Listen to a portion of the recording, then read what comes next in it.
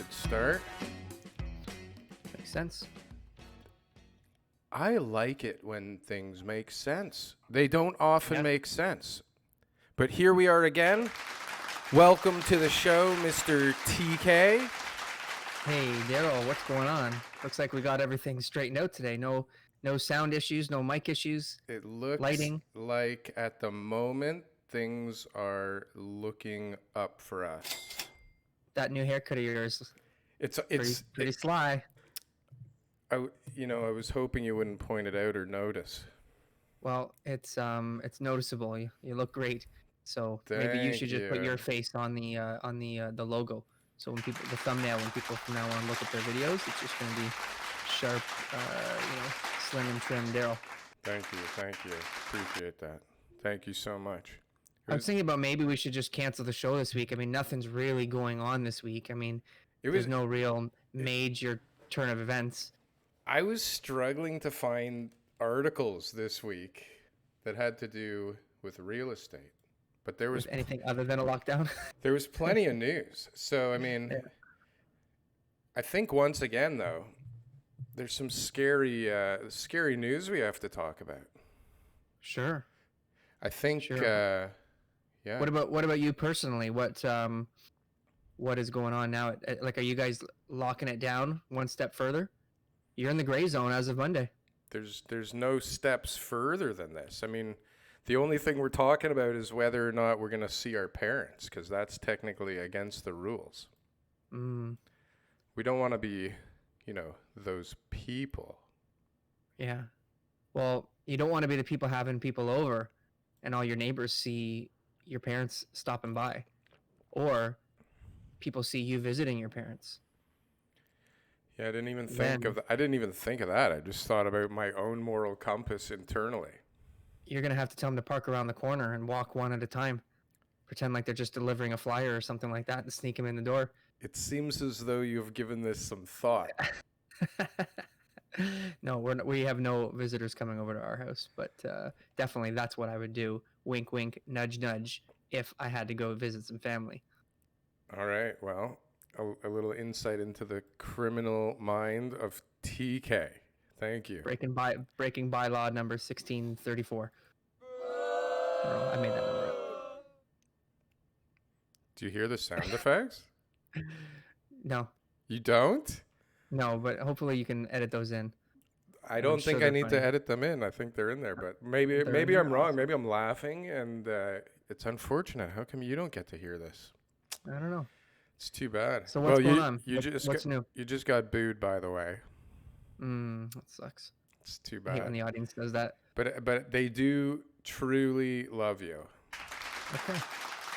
You're getting a standing ovation. You're getting a standing O right now. So again, we do have a lot to cover, so we will get into it. I think what most people are talking about, and I think where we should probably start the show,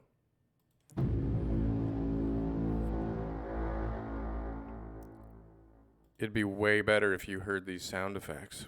Toronto police warn of violent robberies during PlayStation 5 and Xbox sales arranged online. Wow. That's crazy. So apparently... So PS5 just got released, I assume. That's what it means. So it's the newest system. What? Where are you living? I don't play PlayStation. Don't you have kids? My son doesn't play. No, he plays mostly on the computer, so... Wow. He hasn't brought it up. So PS5 is a new hot item, I imagine. And is it sold out? Is this like Tickle Me Elmo? This is beyond Tickle Me Elmo. Like the pre-sale sold out in 8 milliseconds. Okay. And then on release date, they were supposed to be selling a whole bunch more, and those disappeared in milliseconds. Yep. Me and my son, we had like 1 million screens set up, and we were like ready to go, and the bots, they all beat us. So no PlayStation 5s here, but people are listing them all over the place online for crazy amounts of money. And what's happening is, they're posting it up for $1,200. They paid $650, thinking that they're brilliant. And then, somebody goes, yeah, I'll give you $1,200. Where can we meet? And they set up wherever they're going to meet. And the guy puts a gun on the other guy and says, Give me the PlayStation. Wow. And this is That's apparently, crazy. well, there's enough of it going on that there's articles There's being an article. written about it. So it at least happened one time. At least happened one time. Ouch. That was like Crazy. that situation where the deposit checks weren't coming in at an alarming rate. That at least happened twice, At for sure. least. Never heard of it again, but at least twice. Yes. And they spoke to John and Paul. Uh, John and Paul, always good, reliable sources. Good, reliable sources. So this is the big news in Toronto. And then, it took me a while digging around a ton, and I found this. Toronto, Canada's largest city, put into lockdown as infections soar. Really, I never heard about it. Yeah, I know. It took me forever to find this. Yeah, gray zone, right? Like surprise, surprise. It The doesn't. numbers are like way worse than the last lockdown. So it- here we go. It doesn't get less vague than the gray zone. No, that's awesome. Nobody I like knows. they defined it though. They've really kind of like they're like, yeah, we'll keep people in school, and I'm all for school, by the way. Like I want my son going to school. I'm really not like school should be shut down or whatever. But it doesn't really make sense when you have a bunch of representatives of each household going into one spot every day, 5 days a week, and coming back as like super spreaders. Just bringing the virus back home. So it's like, well, they're not showing signs or they're not sick or whatever. No, I mean, it doesn't seem like kids get it, but it seems like a little bit like that might be part of the issue. It's possible. So The timing for this spike is impeccable. it does coincide with the start of in-person school classes. It does. But we'll It does seem to have something to do with that, and maybe a little bit of the loosening of the reins when it comes to being smart about things. But Sure. here we are, once again. Canada could see 20,000 COVID-19 cases per day by the end of the year. New federal modeling says 60,000 cases a day is a worst case scenario if contacts rise. Meaning, TK, if you come here right now and you give me a hug, contacts are rising because that's never happened before. What should I RSVP to the 300-person wedding that I got invited to? Where? What do I say? Where is it? Where do you have Field to? agent. Do you have to get on a plane to get there? Are they? No, I'm joking. They're flying you by plane to Peel? Yeah. No. I'm joking. But that's it is what it is. I mean, it's really hard to tell what people are doing right now. I'm exposed to, different levels of people. So there's definitely a lot of people taking a lot of precautions, but we don't also know that much yet. It seems I'd really like to see the data down the road where it says these weddings were causing the problems. These businesses were causing the problems. And I just feel like that data doesn't exist. And that's the frustrating part for everybody. I feel really, really, really bad for a lot of people, two people, the business owners and the people whose jobs are not able to allow them to work from home. That's a scary place to be going into the gray zone, and your business gets shut down and you got to go back home again. And for the second time in a year. For the second time, yeah. Right? A lot of people can survive that. That's a really, really tough position to be in. And not everybody's job is work from home. There's tons of jobs and industries that are not able to have everybody that works in a restaurant, like the actual servers and probably half of the staff because they don't need them anymore, right in the back, plus every retail worker. Well, maybe not every, because they are doing curbside. Yeah. Think about the industrial stuff. Think about the people who are in warehouse. Think about people who've got like jobs that are not minimum wage, where they're providing, like they're the breadwinners at home. Like they're bringing in however much money they are bringing in. But that CRB, that unemployment insurance and everything else like that, that's not going to cover. Is that not going to cut it? To keep the roof over their heads. No. $1,800 a month won't cut it for people. No, No, not for a lot of people. Not I a lot of don't people think who are so. relying on that. They might have had a baby. They had a COVID baby. Like maybe it's on the way, right? It could be out by now. Well, no, March or April. You'd think, that's probably when they conceive. So they're coming into probably January, right? People could be having babies that were conceived in COVID now. Okay, there you go. The beginning of COVID. So now we're looking at, COVID babies are coming, right? I wonder if this is going to be the next baby boom. Baby boom, right? Who And doesn't want to those kill people their are probably spouse right stressed. They're now? worried. They're worried about what's going on in their life. They're worried about how they're going to pay the bills, and this must be there must be a ton of pressure out there on people right now. Absolutely. There's an article. Do I want to jump to that yet? If it's real estate related, yeah. Well, it has to do, I think, with what you're talking about there. Hold on a sec. Did I get Mm-hmm. rid of it? Canada housing squeeze. Buyers moving up handcuffed by hard to sell condos. Mm-hmm. Which I So think this ties was. into what you're kind of talking about there. I mean, there must be a hell of a lot of stress if you have a baby on the way or just had a baby or are having a baby really soon and you've been trying to sell your condo and you want to get into a house because your wife is nesting and going a little Mm-hmm. bit cuckoo and needs more space and needs a yard and don't you know? And next Yeah. thing you know, they can't sell the condo and they're freaking out. And now maybe on top of that, one of them just, their business just closed again. Yeah. What the Maybe fuck? getting the financing won't be as easy anymore, right? To be able to actually make the move. There's so many scenarios out there. I think that a lot of people are cutting it close. Like a lot of people I deal with, it's like we've got just enough equity in the home, we've got just enough income, we've got just enough closing costs and flexibility and what they do to be able to go from the starter home into the next phase, right? And that's part of the Canadian dream. It's just like they buy that first home and say, look, this is only going to be temporary, and eventually I'm going to get into this, whether it be a freehold or a detached or a bigger house or whatever it is. And this is putting the brakes on a lot of people's plans. But I don't think it's going to be um, a permanent situation. I think that everyone's going to be growing and that they're going to figure out a way to do it. I mean, you have an option. Like, let's just say your job is still stable, right? I can't read your sign. Hit subscribe now. Oh, Go on. well, Sorry. that's much more effective, though. And you have another option. I mean, you're in a 1-bedroom condo. You got a baby on the way, right? You're not able to sell your condo for the price that you want to get into the freehold market. Well, one of the options you have is to go into a bigger condo. Not want to get, need to get.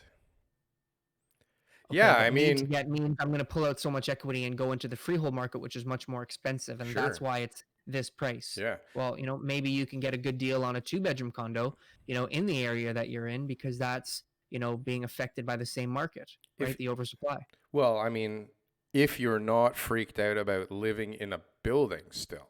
Like if part of the plan is like, let's get out of this building. We got a kid on the way. There's people everywhere. We need to wait, an hour and a half to use the elevator safely. Whatever the hell. There's people everywhere in the halls. They're touching everything. It's like, Mm-hmm. I, Well, here's the scenario some people don't want to have to accept, and that is to rent out your condo, take a small loss, and find a rental freehold for the ooh, time being. Yeah. ooh. Right. So you're not going to be buying again. You're going to be going into a rental, but you're going to generate income from your condo to be able to offset the additional costs and wait this out and see what happens in the future. So is there a scenario that works where you can rent out your current residence, rent a new one and not be out of pocket? Sure, but you're probably going to be leaving the city quite a way. Like that would be a pretty significant um, um, disparity between you're going from like a 1-bedroom condo to like a large 3-bedroom house. So the rent cost is probably going to be a lot higher, you'd imagine. I But guess if you if go you were, far, if you leave the city far enough, eventually you'll find a place, yeah, that will cover it, right? yeah. Assuming that you can get a really good deal on it and that you're still able to rent out your place for a decent amount if you got good maintenance fees and stuff. Because you're not going to be cash flowing really at that condo, right? It's probably going to break even at best, Mm-hmm. and that's if you bought it a few years ago and you've got a reasonable amount of principal left. But it's there. People have options. Bottom line is, they're like being trapped or saying, "Oh, no." Everyone has always got an option, and you got to look at your options. And sometimes it's just not the option people want to hear. It's not what they want to do, Yeah. but there is an option, and you got to look at what's best for you. I know lots of people who own properties and rent their principal residence, like rent out where they live on a daily basis, but they own properties elsewhere that just Sure. no longer meet their needs. That's common. That happens. Yeah. No. Still in the market. I don't know how I get back from where we just went to, but I'm gonna just do it anyways. Do it.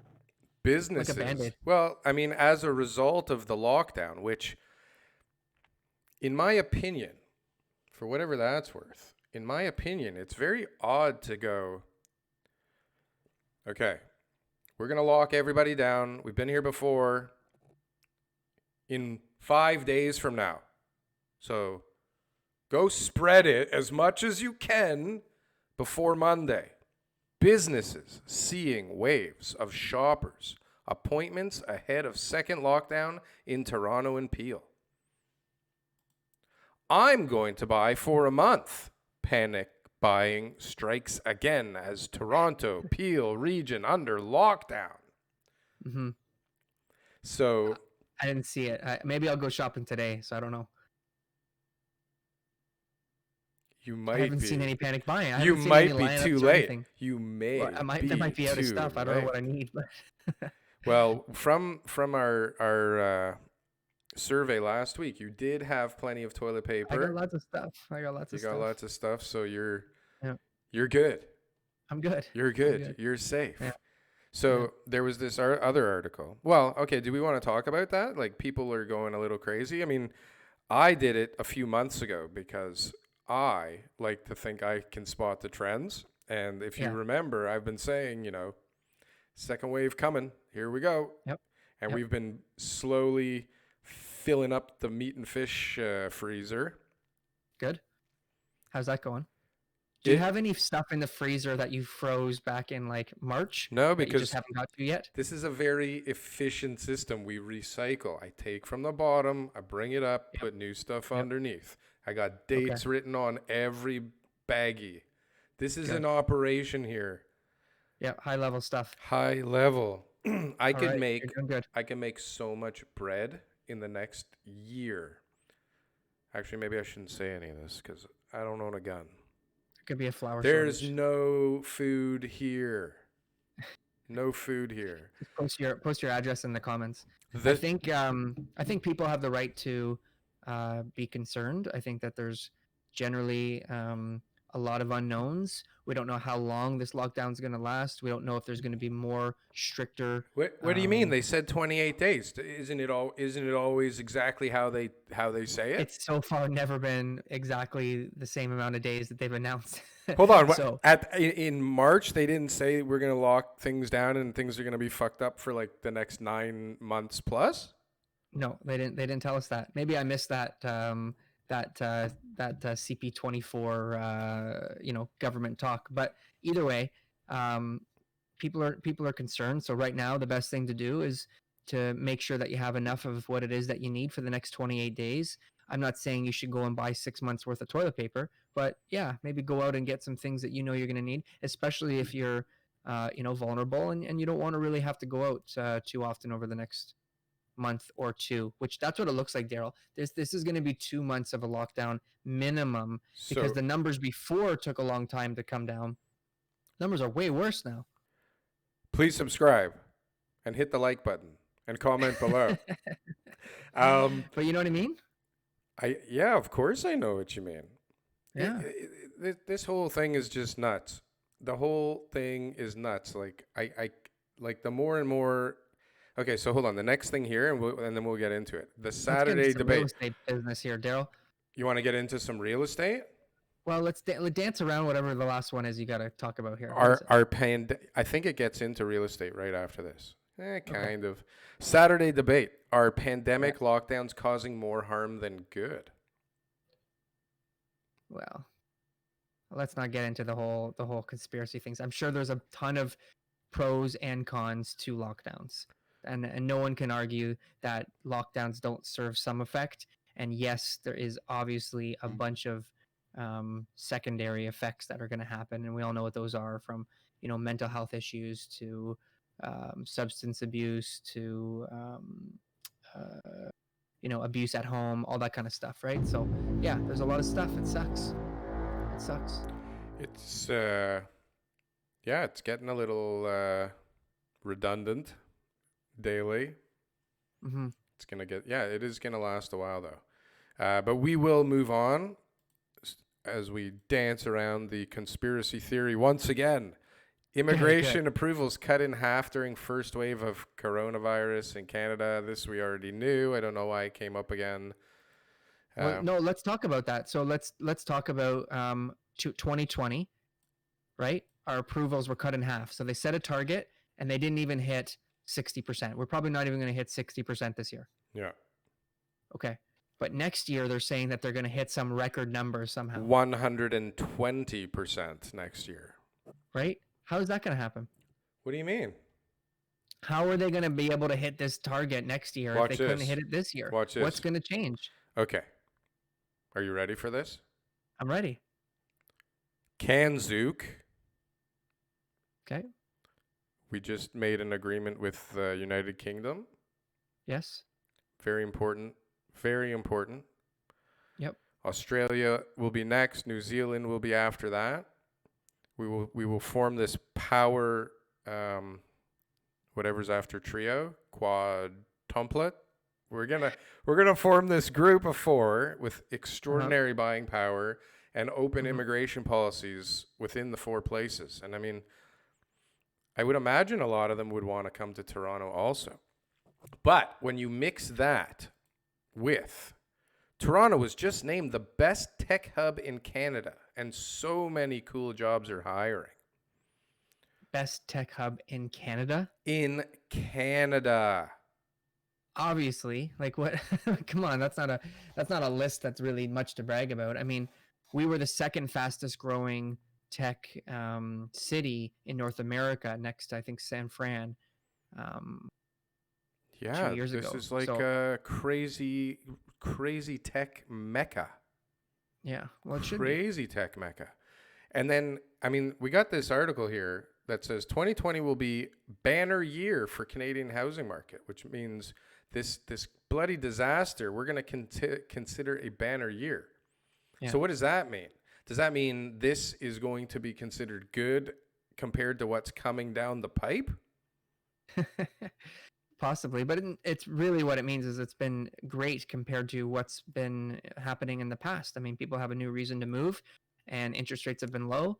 So this is what's creating more sales overall in all parts of Canada. But you consider a banner year the current year that you're in, or you consider it in the future? You go, wow, that was like a banner year for Canadian real estate back there in 2020. It's been pretty fucked up since then. They're talking about past numbers. So compared to the past, this is a banner year. How would you know it's a banner year unless you're comparing it to the past?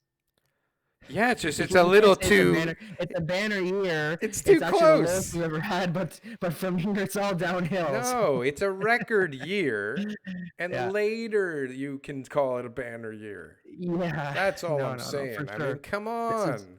How do you call the current year a banner year? There's been a lot of sales, and that's Canadian real estate. I mean, Toronto's had some pretty fantastic years, but still we're doing really well. And what is a banner year? Like when you put up a banner? Like, because it was the year we won the championship? Sure, there you go. I don't know where the name comes from, but you know what it means. It means it's a standout year that they've had a record amount of sales. For sure, a lot of provinces. There you go, record year. I want to rewrite this article. It's bothering me considerably for some reason. And then the other article I had was the UK deal. And a couple of conspiracy theories. Immigration. Yes. Okay. Let's. New thoughts on the immigration situation. You have new thoughts? I have new thoughts. Wow. All right. Let's do it. So we didn't even hit 60% of our target this year. Right. Sorry. Go on. Next year, we're trying to hit a record amount targeted for 400. The highest ever since 1913. 1913, it's in the past. We know we had 401,000. That was a banner year. That was a banner year in immigration, right? So we're trying to hit those numbers. We couldn't even hit 60% this year. So what is the likelihood of us being able to hit those numbers next year? I'm going to tell you it's pretty low. Pretty low, Now, hey? Our speculation is based off of if we have all these new people coming to Toronto, we're going to start seeing prices rise. Correct? Yes. In theory, if we have 401,000 people come to the country, and a third of them are coming to Toronto, we're going to see prices rise in Toronto. Is that right? Correct. Good. 2018 was a banner year in immigration, right? We had a phenomenal, I think it was 360 or 380,000 people actually came to Canada. Not like that was our target. That's what actually came to Canada. If you were putting up a second place banner, then yes, it was a banner year. Banner, right? Participation. Vice co-champ, right? So 2018, do you remember what happened in Toronto? Overall prices? They went up. Down. They did? I don't remember. Prices were still declining in a lot of areas in the GTA in 2018. For low rise. For low rise. Yeah, okay. We didn't start to see a final push in the low rise sector until closer to the fall of 2019. Okay. Especially like York region and all these places, they were all still falling in 2018. So does more immigration really equal more demand? Ooh. Dun, dun, dun. So are we talking about just Toronto right now, or we're talking about, what are we talking about? Well, that's the only market that I follow enough to be able to tell you, the figures on. But that's what I mean, right? So it's great that we talk about it. How could it not? Well, there's lots of situations where, people, there's enough supply outpacing the demand so that there's still a lot more listings out there that people have options to sell. Other than a pandemic, when does that happen? All the time. Different people move for different reasons. So after more inventory? So what happened in 2017 is because prices went up so much, everyone said, man, I don't need to sell right now because I heard that my house went up $100,000 last week. So if I sell, I'm going to end up missing out. I'm going to leave money on the table. So everyone didn't sell. Then all of a sudden the market crashed and no one could sell, right? And so then people started to hear that prices were, were flattening and some prices were still going down. So a lot of people were saying, well, I knew that my neighbor got this much money, so I should be able to get close to that and let me see if I can. And they're putting their houses on the market, and there was the fear of that market correction happening again, and that the stress test was coming in. We had all these other issues, so people were putting their properties up on the market to try to see if they could get those prices that they knew had existed in the past, but they didn't exist anymore. So that creates an oversupply. It means buyers don't have that same thing. Right now, dealing with buyers in certain areas, which we'll talk about later, is tough. Like, people are emailing me like, oh my God, look at this property. Can we make an offer? It's like, we haven't even seen the property, because that's right now the appetite of the buyers, because they know that it's very competitive on the low rise stuff, right? So they're eager to go out and spend their money, and they're eager to put offers in. Sight back unseen. In 2018, it's like, yeah, well, not sight unseen, but like, let's go and check it out and get an offer ready. 2018, those times, again, co-banner year of immigration, and people are looking at houses and saying, yeah, it looks nice. Well, if it's still available next month, let's go check it out. Right? There's no sense of urgency, because that's what the market has programmed the buyers on how to act. That's what the market does. You go through experiences of multiple offers and, oh my God, I love that property. It's so fantastic. It's emotional, right? So then it's like, I'm going to buy it. It's going to be great. You call your agent. He's like, it's already sold. It's already got 10 offers. Whatever. It's got an offer on it, conditional sale. You start to go, oh my gosh, I'm going to lose out. Fear of missing out, right? Now the next one comes up. What price do they want? How much money do I need to spend to get in there? Yeah, and in the meantime, you're like calling the banker and you're trying to figure out, can I get more? Can I get more? Like, how much can I actually afford here? Because my next offer has to be a really good offer, because yes. If I don't get this house, my wife is going to go bananas, right? Or if I don't get this house, I can't sell my house and I'm fucked. And so whatever price that the neighbor just sold for, I don't care, because that was yesterday and I couldn't find that house again for that same price. Or I sold my house already and I need to get this house because I don't want to fucking rent and move again. Yes, that's another one that we're dealing Oh, with right now, right? If anybody's sold already. So there's so many things, Daryl. Like there's just so many parts to this that people have to realize that are going to affect the market. And right now, like especially in Durham region, we're talking like 10 to 30 offers on a ton of properties still. now? Even now, yesterday, Wow. Saturday night, 15 offers on a property. It's nuts. It's nuts. There's no inventory right now for people to look at, and people don't want to have people in their home during the pandemic. So what's going on now? Are people allowing open houses? What Open houses are not allowed in the red or the gray zone, so no. without no, you're allowed to have them with an appointment. Showings are allowed always. We're essential. Right. Yep. Essential. Yep. Oh, so no open houses but showings by appointment only. Showings are Right, allowed. right. Yeah. And then the Now stupid Zoom shit. I got a property that's listed right now in Toronto in the core that is fully tenanted. Mhm. Is that good or bad? That's not good. Not good. Okay. No, it's a tough Why situation are when the you've got tenants leases living in the garbage? property. Why? No, Not the if they're property good is great. leases. It's a great property. I sent it to you. You and I were looking at it. It's on Queen Street. Remember? No. Okay, we were looking at the development side of it. Oh, It was Queen of where? I don't remember. Why in don't the I remember? beaches. Oh yeah. Okay. Yeah. Yeah. Okay. Yeah. Yeah. And so again, you have issues because the tenants obviously feel like it's not safe. They don't want to have a lot of people coming through. Sure. So like the list, I'm texting agents this like long text that's like got so much information in it to be able to have them follow all these little steps in order to be able to go into the property just to be able to do a showing. Mhm. It's crazy. Yeah, something like that you're going to have to probably sell without showings. There's got to be a way that you can do it's an investor buying it, right? They got to come see it. Can't you like Okay. get an inspection done, get like some assurances from a couple like from two people that go in, film the whole thing, make a layout, like put together the numbers. Isn't it just the How many numbers? $1.5 million purchases have you made in your life without seeing it? Unfortunately, um Okay, it's zero. too Let's many. do the math. No, it's not. You know what? So, what time is it? Do we have time for this story? So Tell me the story. back in 2007 when things were fucking booming, man. Things were going crazy. Right? Top of the market here. I bought a couple of properties in a very expensive area. And so I had just finished building my first house in the area. I made some decent money. And I bought a second property right around the corner. And I'm in Mont Tremblant. My wife's family had a cottage there, and we're there on a vacation. And my agent calls me. He goes, "You won't believe it. A house like 3 doors down from the one you just bought is for sale. Maybe you want to do it." And I was like, "That's a great idea, but I'm in Mont Tremblant. Can you take some pictures for me and can you answer these questions?" And in the background, I'm calling my dad and I'm like, "Dad, write a check. I'll pay you back tomorrow. Just give this guy a deposit check for me." And I bought the thing sight unseen from Mont Tremblant, but it was a development site, right? This is my rationale.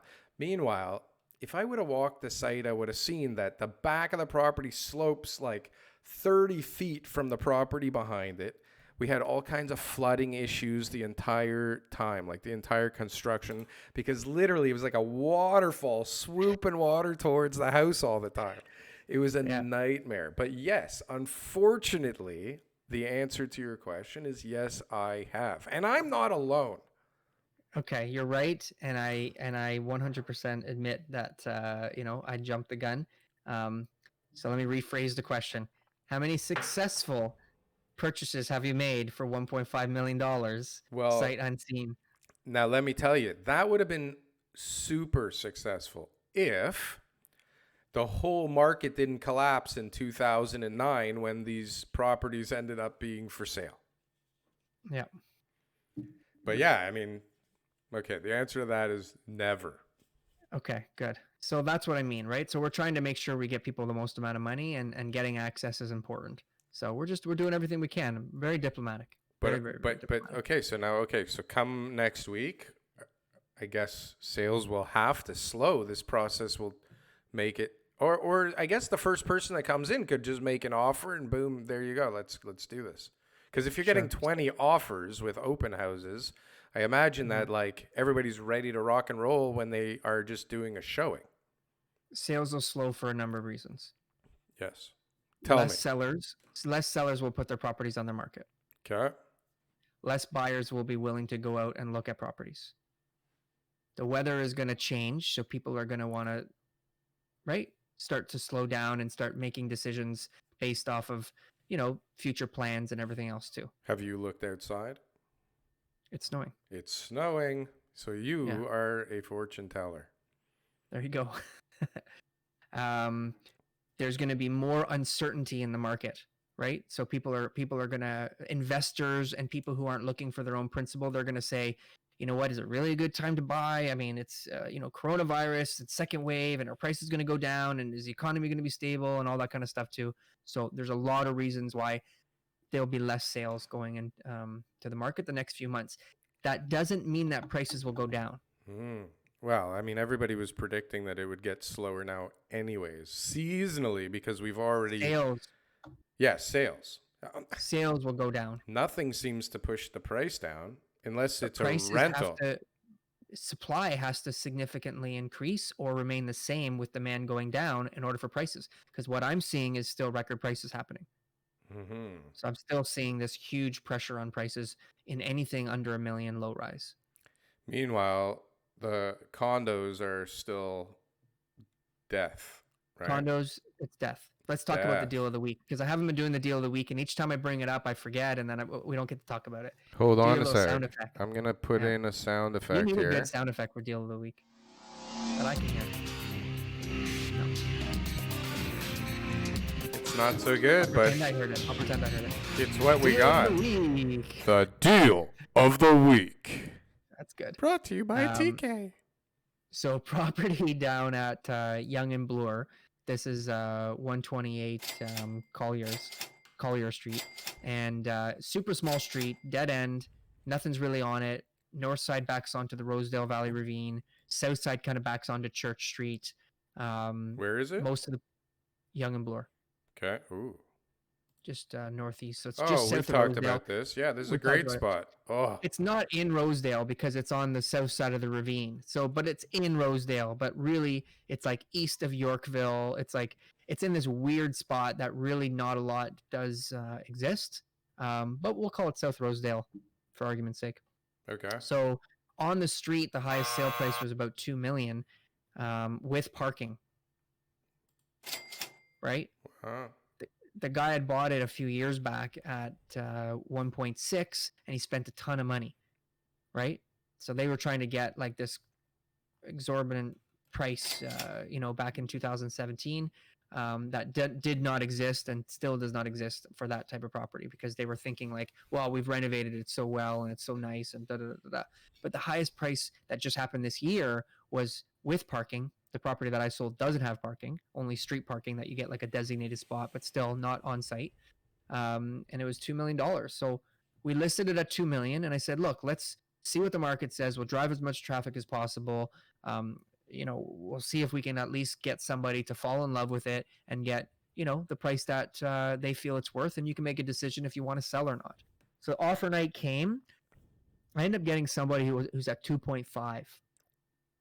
And I'm like, wow. I'm like, I can't believe this guy's going to get this amazing price. This is a dream. Other people were talking like, lower numbers, but still decent. I pushed everybody else aside and said, this is the one. Let's work on it. They came back and said, no, we're only actually willing to spend 2.4. Okay.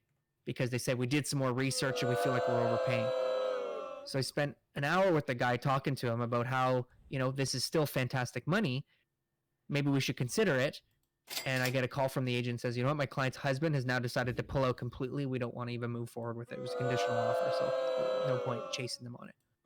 Right? Wow. Just like that.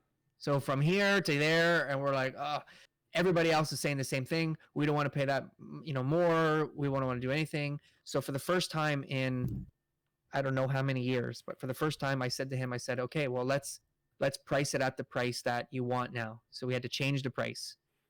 right? Which is something I've fortunately for me and my clients, not something that I've had to do for a long time. We listed it at 2.4. Ton of showings still. We had a bunch of showings. We drove like 30 people through the property in the first week. So now we're getting less people, but we're still driving a decent amount of traffic. So there's been a good amount of showings, and someone came in and said, "We want it." We negotiated a little bit. It sold for 2,375,000, and the right buyer came in and said, "This is beautiful. I want to take it." And the guy sold it, and he's super happy. Wow. Well done, So sir. that was Well earlier this week. done. It was a situation where like the sales on the street didn't line up with this house's value at all, and they had parking, but it was unique. So, but He had done some nice quality work. What's the rule in real estate? What is a property worth? It's what the willing buyer is able to pay, or an able buyer is willing to pay. That's what it was. Other people were coming in and complaining about this or that, but this buyer said, "No, I gotta have it. What will it take?" And so we got him top dollar. So he's happy. Look at you. He's happy. He's got it sold, and just in the nick of time, if you ask me. Trying to sell properties in the gray zone, will become more of a challenge over the next couple months. Give TK a like. Like and subscribe. And a subscribe. Hey, TK, we have so many subscribers now. It's crazy. But we get a lot of views. We get a lot of views now too. It's crazy. Yeah. But you got your haircut this week. I wanted all 16 of our fans that watch it over and over and over again to have something a little nicer to look at than Beautiful. Scruffy monkey boy. So where were we? I really hope the sound effects are working. Although at some points I wish that they weren't working. But I hope that they're working. It's a real shame that you're not hearing them, because sometimes it's actually kind of funny. Fun to laugh at. Yeah. So it's too bad. What do you think's going to happen now, Darryl? What do you think's going to happen? We're in the middle of a gray zone. We've got all sorts of confusion. I don't know if there's even confusion anymore. I think there's more anger and frustration, and I think definitely some like sadness. It's pretty sad. Like, I get pretty sad actually when I do go out, just looking around at a sea of masks and people getting irritated really quickly, and even the thoughts in my head that are like, why aren't you wearing your mask properly? And it's a lot, it's crazy. And then it's like, every conversation is about this stuff all the time. But I don't change my opinion. I think if we go back a few episodes, I predicted that we're going to, it's going to get crazy. We're going to go into lockdown. Things are going to slow down again, and then they'll pick up. I mean, what we didn't discuss, actually, which I don't know if it's good or bad news, for me, it just adds a layer of anxiety to the discussions here in my house, is like, apparently there's 2 vaccines that are 94.5% successful and effective. Out there on the market, and they're about to start implementing the vaccine. Like, they're going to start giving it to people. Like, I heard 40 million people in the States are going to have it before the end of the year. So, and so people are like, the conversations that I'm in are pretty heavy, because people, it's like politics. Vaccine, it's like, if you're an anti-vaxxer, holy cow. Right? If you good or bad reasons. If you're like denying COVID altogether and you're an anti-vaxxer, oh my gosh. So, but like, we have a friend who is anti-mask and anti-vax and is like out there in the streets protesting. And yelling at people for them getting angry at her for not wearing a mask. And it's like, look, her perspective, her reality, like, she is 100% right and everybody else is wrong, and like, she's gonna fight everybody to the death on everything. She wants her rights. She wants to be able to choose, and she thinks all kinds of weird, crazy shit, which a lot of people are thinking. But it's like anything else, there's a lot of people that believe the opposite to what we do, or I do, or you do, right? So listen, I just want this to end somehow. I don't care. I don't want to take a vaccine, so I'm going to be locked up in my house for a long time. Mm-hmm. I feel bad for my kids, but I mean, listen, it seems like real estate, nobody gives a shit, right? Do you know how many you know what's the percentage of people like smallpox, polio, I don't know, hepatitis, all the other vaccines that we have? You know what the percentage of people who have those vaccines are? Like this is according to CDC That take the in the States. vaccine when it comes out. Yeah. What Like percentage of people actually what take the percentage of people vaccine? actually got it in their childhood or whatever whenever that vaccine's supposed to be given to you, the percentage of people who actually got it.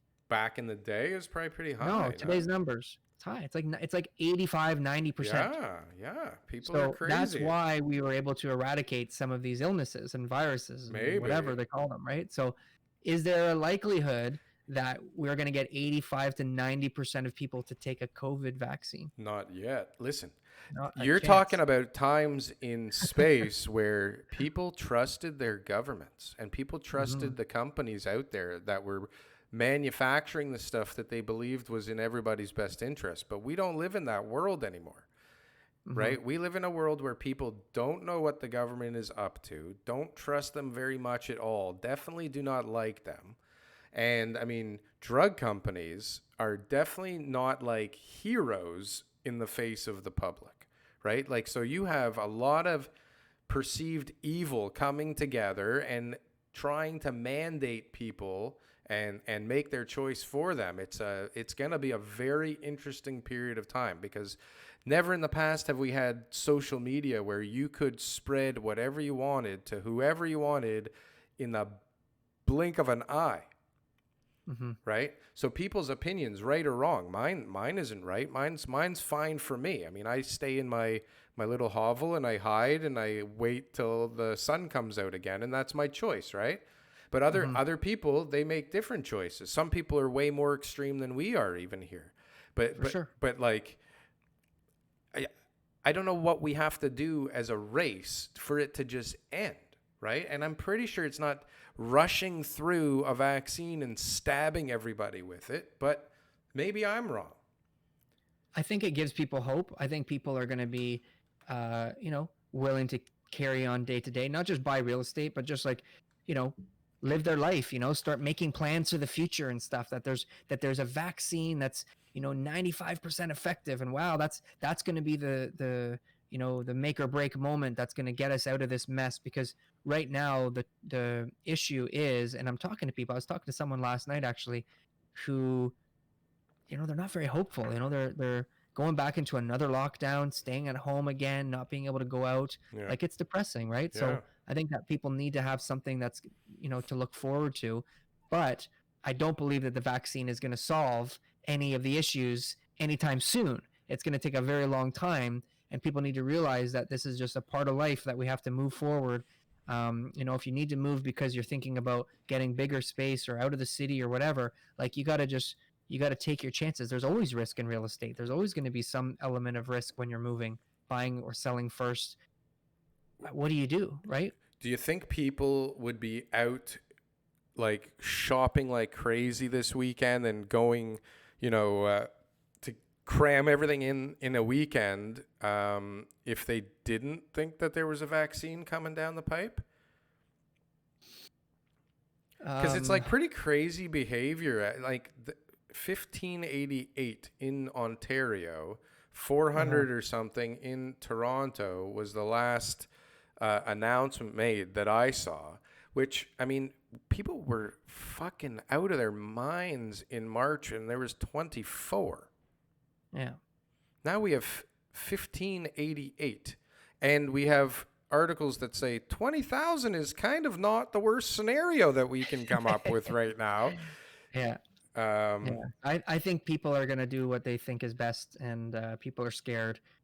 So panic buying, not a good thing. But going shopping today so that you can stay home for the next few weeks, hey, why not? Go get in a lineup and do it. Like, I mean, what's the harm in that if you're not going to buy anything more than you're going to need, you know? well, I mean, it doesn't seem like masks work. So maybe going out in public with I wouldn't say everybody. that, Daryl. I wouldn't say that. No? No. Have we not been wearing masks like in the last I few think months? that a lot of people are wearing masks, but to say that masks don't work, I think that would be irresponsible. I think that masks do work, and I think that if everyone follows, certain guidelines, The data yeah, shows that masks are not effective. maybe not 100% effective, sure, but Well, to I say they're mean, not effective, that would be like that's a blanket statement. okay, so hold on a sec. We only have a few tools at our disposal right now, one of which, and the most prevalent, is the mask, and to wear Okay. your mask to protect yourself and others. Um, I don't think numbers going up daily for Mm-hmm. months, like it was like a ramp up, Yep. indicates that the current process is effective. I'm going out on a limb here, I think. Sure. But like if I was gauging the success of a process, I don't think I'd be using, maybe they're using different metrics than I would use, like cases going up and deaths going up and more people in hospitals. I Mm-hmm. don't think was the point of implementing masks and social distancing regulation. When I they were agree. planning, I don't think that they were like, this is good if like cases get up to like around 1,500 a day. Mm-hmm. I'm not saying that you're wrong, and I'm not saying that what's happening right now is working, but definitely, masks serve a purpose, and that we should be wearing masks at the very least. I feel like everybody looks like the Cobra Commander from G.I. Joe. My son dressed up as Scorpion for Halloween, so at school they weren't allowed Perfect. to wear masks. Yeah. In the So I just went out past. and got it. I just went out and got him a yellow mask. He got to go to school in his full costume. It looks sick. It's so funny, yeah. And at Halloween, I was remembering like the kids were never. You bought this whole costume, and the kids couldn't wear the mask. But this year, like, oh, I guess Yeah. you can't wear the mask over your head, but you can wear a mask. You can wear a regular like COVID mask, those type of masks. So It's I just just went and bought him a yellow mask. the You got to wear that all day. You look like Scorpion. It's the, great. the schools must look like just seas of like Chinese labor camps. Yeah, I've never been to one, so I wouldn't know exactly what that looks like. Haven't you seen one on What's YouTube? No, what's Do we want to talk about the? I've got something I want to talk about, but you're Yeah, gonna let's shut get it into down. it. You're gonna shut it down quick. Okay. It's in the news, though. I'm not making this stuff up. This is big. This is big stuff. The Great Reset. Okay. Have you heard about it? Have you heard have. about it? A conservative MP warns that Justin Trudeau wants a Great Reset.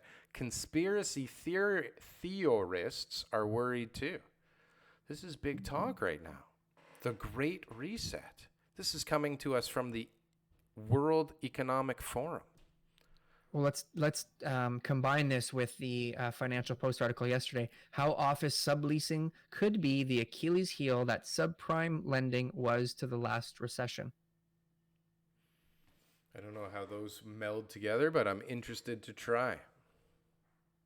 Well, there's definitely a new way of life that's going to be coming out of this pandemic, right? We have a new way of shopping for real estate. We have a new way of using the real estate that we have. We have a new way of communicating with each other. We have a new way of working certain jobs from home, Yeah. right? You know what I keep thinking There of? is a form of a reset happening, obviously. I keep picturing in my head. Do you remember? Mhm. You remember the movie The Matrix when he like Uh-huh. gets out of the thing and he sees like this sea of pods of humans Okay, yes. all segregated in their own little pods feeding into the Matrix? Yes, and Well, that's I the mean, reset. I'm not saying that's the reset, but I mean, we're all kind of getting segregated into our own little pods with our attachments to the Matrix, and things Mhm. are becoming a lot more virtual. It's pretty crazy, and it's It like is. And we're gonna have new needs. like what do you For real do estate, if you're walking for down the living. street with your family and you see another family coming towards you on the sidewalk, what do? We social distance. Which looks like what? I could be stepping off to the side to let him pass, depending on if I'm with Right? my Yeah, it's so 2-year-old on weird. a little bike, or depending on what we're doing. But It's so weird. It's like we're zigzagging away from each do you other. go that We're way? Do I go locked, that way? Wave, thank right? you. And then it's Thanks like, for oh understanding. yeah, thanks for staying away from me. I really appreciate that. Yeah, that's what you're supposed to do. I know. That's what we do too. It's so fucking weird. What are we gonna do with all the leasing offices space downtown Toronto? Great reset. Great reset. Great What reset. are they going to be converted into? What's your idea? You've got all the good ideas, Daryl. I don't have an idea. I do, however, believe that part of it should be like warehousing and launch pads for Amazon drones. Okay. That's one good use.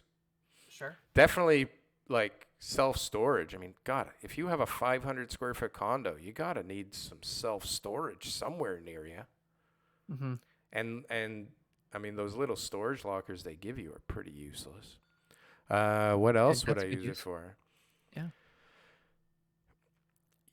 I do think that like the shared working spaces after this will come back pretty strong. Okay. But I mean, that's a ways away. But I mean, people definitely will want that temporary larger meeting space that they can go to, on a pay as you go basis. I think that'll still be big later, but I don't know. I mean, you'll see, I guess, a lot of condo conversions would be a good idea. It's all going to be dependent on the price you can get them for and what their actual value is. Like an office building downtown that's 60 stories is not quite as valuable as one, I would say, that's 20 stories that you could push up to like 80, 90 stories. So there's all kinds of different scenarios, but I mean, depending on the size of the office space, it'll get absorbed by somebody anyways. It'll just take some time. There's going to be a lot of empty offices, though. That's for damn sure. What do you think happened during the other major pandemics, like the plague, the Spanish flu, like all the other stuff? Do you think people stayed in the cities? Like if you Listen, they didn't go back know, in time. but they Go back didn't in know time. what was happening. One day, some guy rode on a horse and said, "Oh my God, they're all dying in the next village," and they all looked at each other and said, "Oh, okay, what are we gonna do? Let's go back in time. What are they gonna do?" 1918. Yeah, Daryl, 1918. what are we working with? We're working with horses and buggies. We're in Toronto, downtown York, and we're looking at all the people around going? us getting sick. Yeah, where are you People going? do you stay in the city, or do you go out to the country and get away to your farm where you know that no one's going to be near you, Sure, if you and you're have going to live a off farm. the land for the next 5 years? But who what are the you fuck do? has a place in Toronto and a farm? Like, you're talking about People- 5 guys. Hey, Yeah, people- those 5 people should had it. leave. Did those people eventually come back to the city?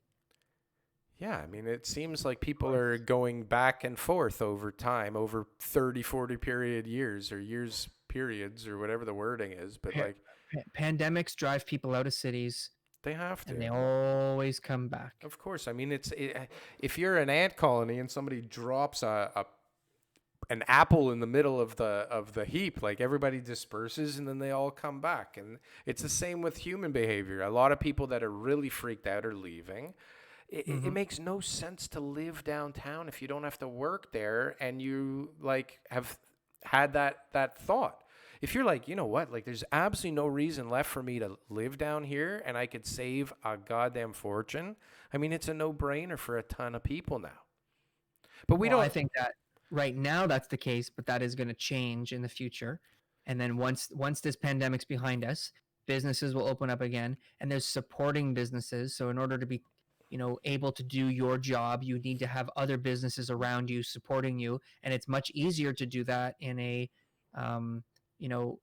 busy city center, to be able to accommodate all the different resources that you need to have and be close to all your customers and clients and everything else too. So I think Toronto downtown core will be busier than ever once this pandemic is over and behind us, and that is the it'll be busier, but an evolution of every major city in a pandemic time. I think that's what it is. It is, and prices are going to reset a bit, and a lot of people are going to get killed, and it'll end up being busy, but it'll be busy with totally different businesses. Like most 100%.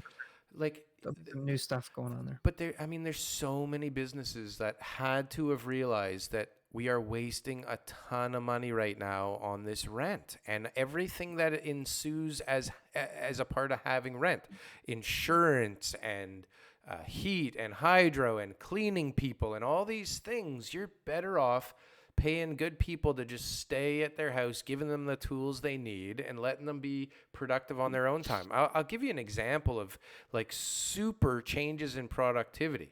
And this may not be the case for most people, but my son in public school, going to school day to day, was labeled as having some kind of learning disability, like some kind of ADD or ADHD. And I think we've even talked about it before. Like, I would fight them and say, no, the kid can focus. Like, he's just not interested in what you're teaching him. And so what's happened now is the kid has gone from like really struggling and needing all kinds of accommodations and help. And like, he used to come home and we'd have to have him sit at the kitchen table for 3 hours to do his homework because he just wouldn't focus on it for 3 hours straight. But what's happening now is that now that he's online, he's been given this kind of freedom to just do things at his own pace, and the kid's getting straight A's. And he's able to like work on his time and be super productive and get everything done, still play all his games and do all his shit. And I mean, he's probably not the same as everybody. I'm sure there's a lot of people online that are struggling like crazy, but I think in an environment where the strong survive and people have to adapt to the current environment, businesses that rely on rent that don't have to will get beat by the companies that realize they don't need to waste all that money on stuff like that. And they can have people in Zimbabwe that are way better than the people here in Toronto working for them remotely and not even know the difference. I mean, nobody knows right now that I'm in a bunker in Cuba. Well, I did post it one time. I did a video on that, but that's okay. We're glad you're safe. But you know what I mean? Yeah, I hear you. Anyways, Well, good. I'm happy for Aiden. He seems to be, doing well. So, but do you see what I mean? Like, there's a lot of people that I think can be more productive than they used to be in the new environment, where they can work at their own pace, have to submit stuff, on time, and just work at their own. And instead of sitting at this monotonous thing, pretending like they're working for 10 hours a day, taking like hour and a half shits with the newspaper to just get the day through, Like, and this is what people do. They're not super productive. And why would you be if you're not? Like, there's no reason to be. Mm-hmm. But anyways, my rant is done. Thank you for listening. So far, this episode has been fantastic. We've solved exactly 0 of the predicaments that people are in right now in Toronto. That's right. We've highlighted a few, though. That was good, so people kind of know where they're at. That's always nice. This has been an utterly useless real estate show, but I Absolutely. enjoyed myself tremendously. Me too. Hanging out with you is great, so that's all that matters. That's all that matters. Hopefully our 17 fans agree. Actually, I'm kidding. We're 27 subs away from 100. There you go. It's if you're going to be a watching party. this video and you're hearing these words, it means you have stuck around for an hour. And if you haven't subscribed yet, now's a better time than any. And yes, why? So thank you to everybody. Thank you to Mr. TK. It looks like you are out to go do some business on the last day of public acceptance. Absolutely. I will not be shunned today, but tomorrow we'll see. You go make some money, baby. There you go. I'll talk to you soon. Yes, sir. Okay. Bye.